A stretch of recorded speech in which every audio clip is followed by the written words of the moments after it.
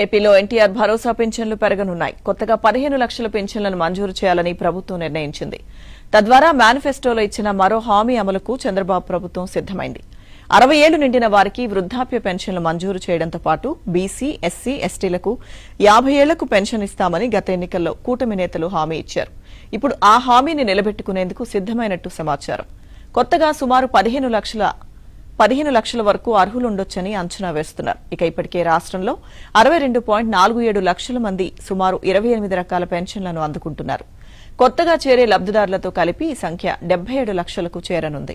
కూటమి ప్రభుత్వంలో ప్రతి నెల 2,720.67 కోట్ల రూపాయల పెన్షన్ల కోసం కేటాయిస్తున్నారు. ప్రతి నెల ఇకపై అదనంగా 700 కోట్ల వ్యయమవుతుందని అంచనా. దీనివల్ల ఏటా అదనంగా 8,400 కోట్ల అదనపు భారం పడనుంది.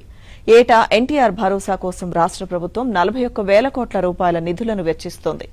వృద్ధులు, దివ్యాంగులు, వితంతువులు తదితరులకు ఇంత భారీ స్థాయిలో బడ్జెట్ కేటాయించడం దేశంలోనే రికార్డుగా పేర్కొంటున్నారు.